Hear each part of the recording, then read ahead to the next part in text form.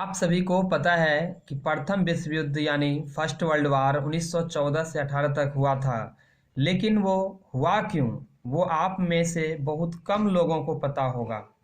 तो आज मैं बताने वाला हूँ प्रथम विश्व युद्ध का संक्षिप्त विवरण। अगर आप बोर्ड परीक्षा देने वाले हो या फिर दे चुके हो तो घबराने की कोई बात नहीं है, यह आपको हर एग्जाम में काम आएगा।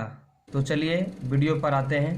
किसी भी युद्ध को समझने के लिए सबसे ज़्यादा जरूरी होता है उसका कारण। प्रथम विश्व युद्ध के 3 बड़े कारण थे। तो नंबर 1, राष्ट्रवाद और साम्राज्यवाद की प्रतिस्पर्धा। नंबर 2, गठबंधन प्रणाली यानी ट्रिपल अलायंस। नंबर 3, फर्डिनेंड की हत्या। अब आप सोचेंगे कि फर्डिनेंड था कौन, ये मैं आपको आगे बताऊंगा। तो आते हैं पहले पॉइंट पर। राष्ट्रवाद और साम्राज्यवाद की प्रतिस्पर्धा का मतलब यही हुआ कि राजगद्दी के लिए होड़ होनी शुरू हो गई। सब एक दूसरे से झगड़ने लगे कि राजा कौन बनेगा। इसी वजह से दोनों में बंटवारा होने लगा। और जैसा कि हमारे दूसरे पॉइंट में गठबंधन प्रणाली है, जिसका मतलब सभी लोग अलग अलग गठबंधन में जुड़ गए और यहीं पर ट्रिपल अलायंस का निर्माण हुआ। तो अब आते हैं हम अपने तीसरे पॉइंट पर, जो कि फर्डिनेंड की हत्या। अब आप पूछेंगे सर ये फर्डिनेंड था कौन? फर्डिनेंड ऑस्ट्रिया का राजकुमार था। उसकी हत्या सर्बिया में कर दी गई। अब आप पूछेंगे कि उसकी हत्या क्यों हुई? इसका जवाब यही है कि वो ऑस्ट्रिया का राजकुमार था, मतलब राजा वही बनने वाला था। वह राजा ना बने इसलिए उसकी हत्या करवा दी गई। उसके बाद ऑस्ट्रिया और हंगरी दोनों ने मिलकर सर्बिया पर हमला कर दिया और युद्ध की घोषणा कर दी। यहीं से प्रथम विश्व युद्ध का प्रारंभ हुआ। आगे बढ़ने से पहले चैनल को सब्सक्राइब कर दो, ऐसी वीडियो और भी इस चैनल पर देखने को मिलेंगे। पढ़ते हैं। अब युद्ध के कुछ कारण तो थे, कुछ परिणाम भी जरूर होंगे।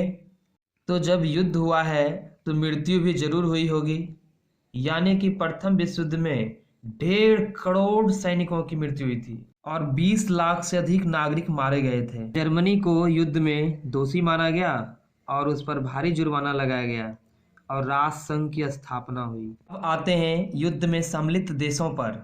एक तरफ थी फ्रांस, ब्रिटेन, अमेरिका, रूस और इटली, तथा दूसरी तरफ जर्मनी, ऑस्ट्रिया, हंगरी, ओटोमान साम्राज्य और Bulgaria. France, Britain, America, Italy एवं रूस, इन 5 देशों ने मिलकर एक संगठन बनाया जिसे हम मित्र राष्ट्र कहते हैं। और दूसरी तरफ जर्मनी, ऑस्ट्रिया, हंगरी, ओटोमान साम्राज्य और बुल्गारिया, इन सभी देशों के संगठन का नाम धुरी राष्ट्र यानी केंद्रीय शक्तियों के नाम से जाना जाता है। इस युद्ध में मित्र राष्ट्र विजयी हुए और धुरी राष्ट्र यानी केंद्रीय शक्तियां पराजित हो गए। अभी जाओ मत, यह हमारी पहली वीडियो है तो सब्सक्राइब करके जाना। और अगर वीडियो से कुछ भी नया सीखने को मिला तो लाइक ज़रूर करना।